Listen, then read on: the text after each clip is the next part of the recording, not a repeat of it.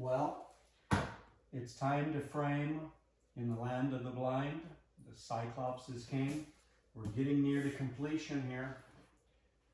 So here's the artwork. We've got our frame put together. We've got our blue tape in the miters. We've got a clear coat sprayed over all of it.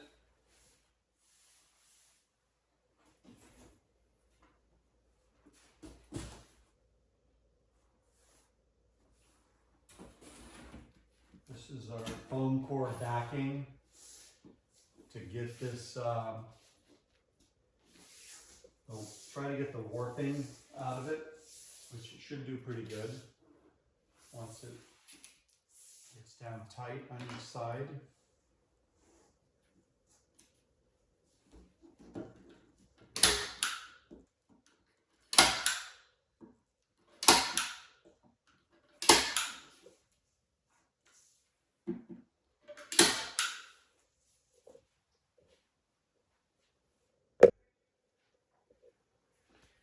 All right, next we need to put this double-sided tape down,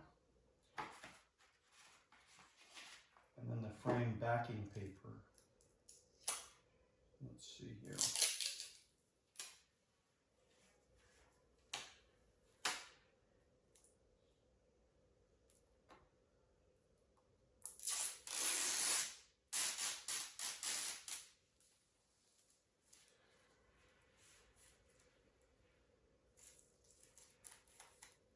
Save that for later.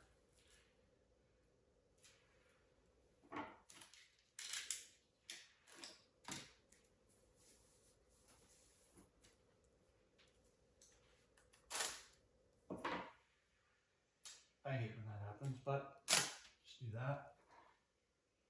Do it quickly and it'll not a problem. You start trying to do it slowly, it just doesn't work.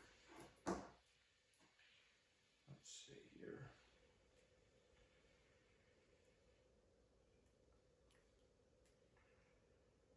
That is a clean cut. That must have been where they started it again or something. All right. So we're going to put this along the edge, just like this, okay? All the way around. Here's the frame backing paper I ordered from Amazon. It cost $25. And when I got it, I was like, that's it? That's all I get for $25?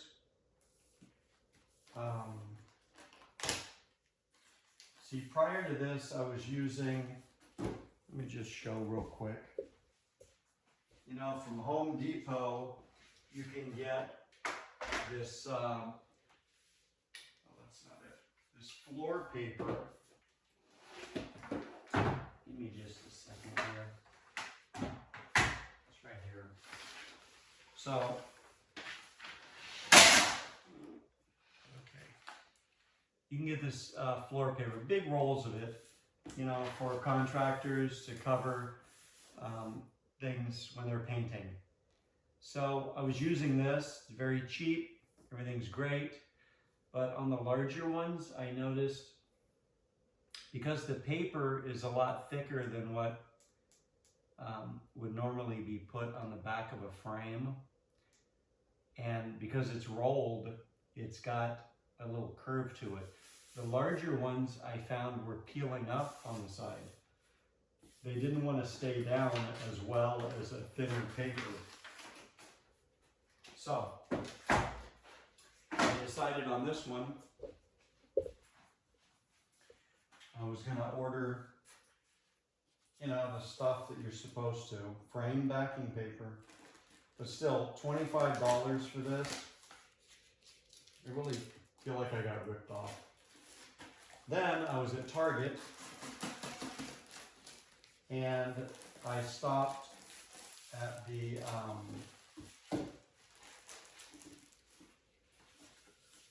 stopped at the stationery section, and there was, what do they call it? The,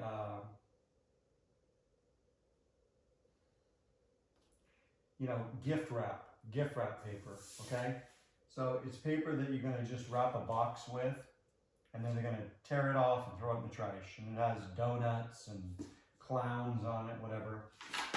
But a roll like this, $6. So I'm like, you know what? I would rather pay $6 for some paper that has sprinkled donuts on it on the back of my painting than this. So anyway, maybe after this I will start using donut paper. We will see.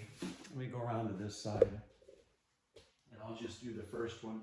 What's going to happen here is I'm going to roll this down and try to get it as tight as I can, and then we're going to cut it, and it's just wide enough, you see, to do it again, as long as I'm not hanging over that edge. And down the center, I'm going to have another piece of double-sided tape to tape them together.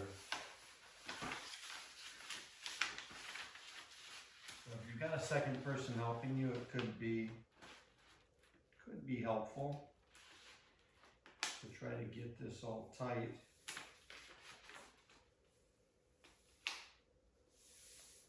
Okay, so like,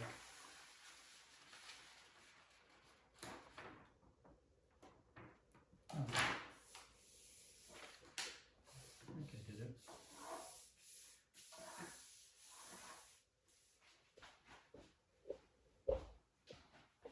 You know, so look for the custom donut paper coming soon.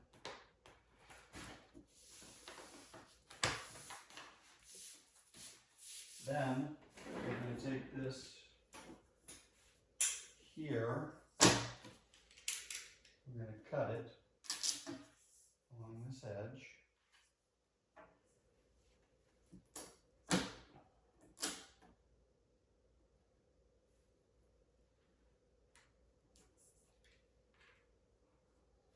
Be really careful when you're doing this. Back in maybe '87, I was using an X-Acto knife. I mean, these knives are good for what you need them for. And if you cut yourself, you're going to be fine. I mean, you're going to bleed a little bit, but you put some masking tape on it and you're good. But I used to use an X-Acto knife, and in about 1987, I had my metal ruler and my finger just like this, and as I brought that down, that jumped up onto the ruler and cut the side of my finger off right here. And I laid the skin back on it and bandaged it and everything.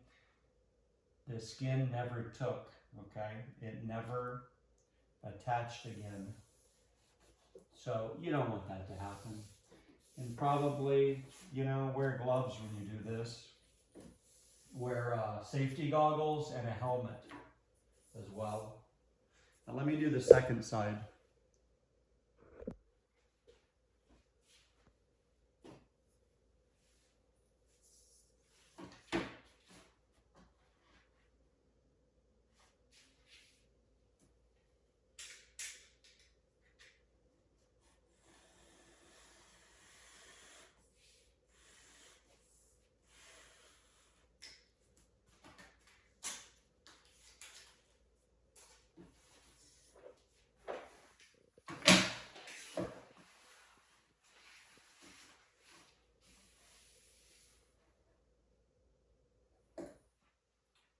I'm working on getting a new studio. Hopefully it'll be larger. I haven't found one yet.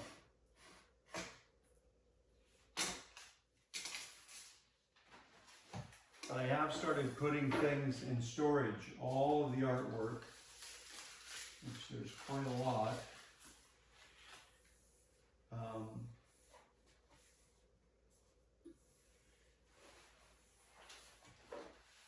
All of the artwork and boxes of art-related things and music-related things.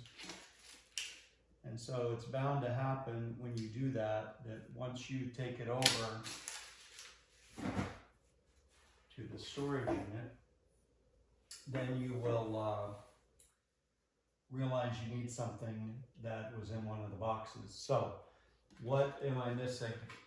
I'm missing my stickers where I put the name, I put the title, the date, the dimensions, what medium it is, and it says purchase of product does not include copyright permissions, and I think it has the web address on there, but that's supposed to go here, and I don't have it, so I'm gonna have to just write it on there, I guess. I do have these though. This goes just below it. It says exhibition owner date. So it's kind of like a travel log for the artwork. So whatever shows it's been in, whoever buys it, if they sell it, transfers hands to someone else, and they put their name and the date there, and then you could just follow, you know, the travels of this work. All right, we have this here. And this sticker here says professionally framed at l.hunt studio, official l.hunt.com, that goes down there. But we need to put we need to wire it. So we got these here. This goes 1/3 of the way down, okay? Like that, 1/3 of the way down. Here are the screws. And then the wire is here. Okay, so let me do that.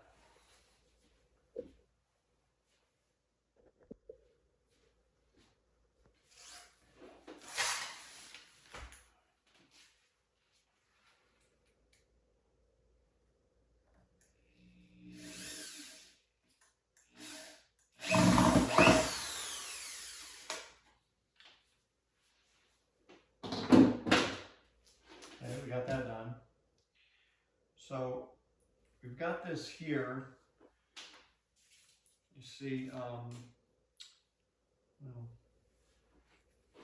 it's wire 4 hanging pictures, but notice how this wire acts. See, you can bend it like that. You see, and it's going to bend. So I bought this at Home Depot thinking, oh, well, that's a whole lot there. That's going to be good, but notice this. You see that? See, it doesn't want to do that because this isn't the wire that you need for framing. This just says construction uncoated wire rope. So that didn't serve me well. So we're going to put this through here. Okay. So you can do that and it will stay. And then bring it through again. Then you see you can do all of this stuff. You can't do that with that, it'll just bounce right back out.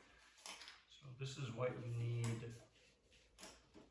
So I'm going to do this on both sides. Now again, somewhere in the storage in a box are my wire cutters for this. I could easily just cut it, but I do not have them, so I'll have to figure out something else. Okay, I finally got this thing cut, or I should say broke. I mean, I tried to score it with this thing, you know, bending it, and then it was back and forth, back and forth. Took the longest time. And what you want to make sure that you don't do is poke yourself in the finger with it, okay? Because you won't like the way that feels. Feels like you're getting a shot. So then we're going to do this.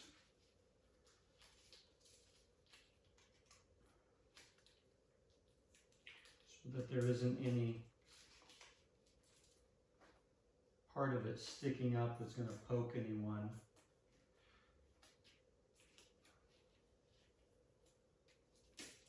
Okay, and there's some sort of rule here, and I did look it up once, but I've forgotten now. But look, you need to make sure that this doesn't have so much slack that it ends up being way up here when you're hanging it. That would be a big no-no, right?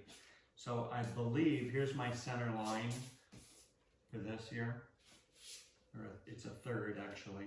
So I put this halfway. I believe that's what it's supposed to be. I think that even if it's not going to fall off the wall because of that. So here's this.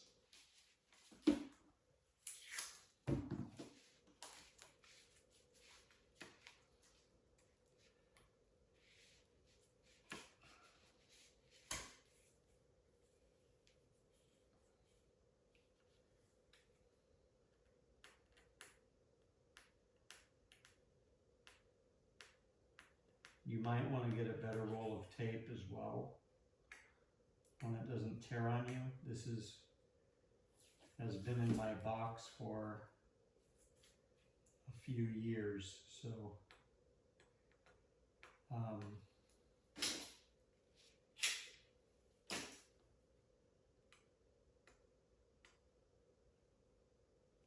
you want to have fresh tape. Fresh, so fresh. You know, so fresh that it still has dew on it.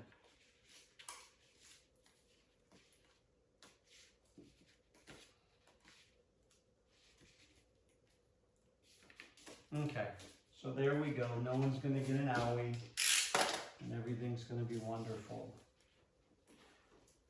All right, so next,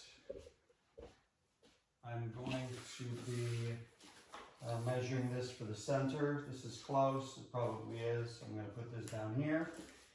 I'm going to put this here, and I'm going to write the information there. All right, we've got the labels on. Got everything written out here. In the land of the blind, the Cyclops is king, acrylic and colored pencil. The size of the art, 30 inches by 40 inches, frame 36 inches by 46 inches, January 31st, 2025, copyright l.hunt, all rights reserved. Purchase of artwork does not include copyright permission, official l.hunt.com. This, when it goes into its first show, I'll be writing it here with the date. All right, let's flip it and take a look.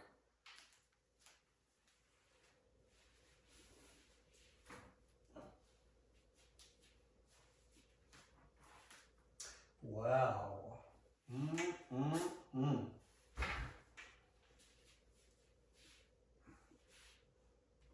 So is it tight here? It is. Okay. So before, that had some wave to it. It's got a little bit here, but there's nothing you can do about that. But visually, that is, there's nothing going on there that's going to be noticed. So it looks like we got it almost all done. I'm going to mention this, but not show it, okay? Because we're already almost at 20 minutes here. But here's the plaque. I already mentioned it in another video. You know, where would be the best place for this? Well, the viewer needs to read it. So it's like, with the screws that I have, they're so short that, you know, maybe that would be good. I would prefer this. It fits in there just right, but the distance there won't allow for the screws that came with it. But I did run across these.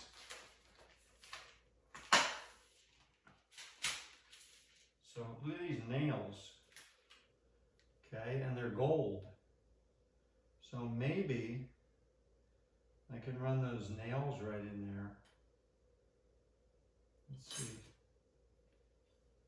See if the heads are too small. It looks like it might work. So yeah, look at that. That's the back side, but if I put that in there, that should work. And look at that. Yeah, they're long enough. So I'm gonna try that because I prefer that to be straight on rather than at an angle. Because I was considering putting it here to be straight on because the screws would allow for that. The only thing is I don't like this idea of it sticking up and then there's like a gap behind it. That just doesn't feel like the way it should be. It should be within the frame, not overlapping the frame. Anyway, that's in my head, that's what's correct. So I'll be doing that and we're done framing.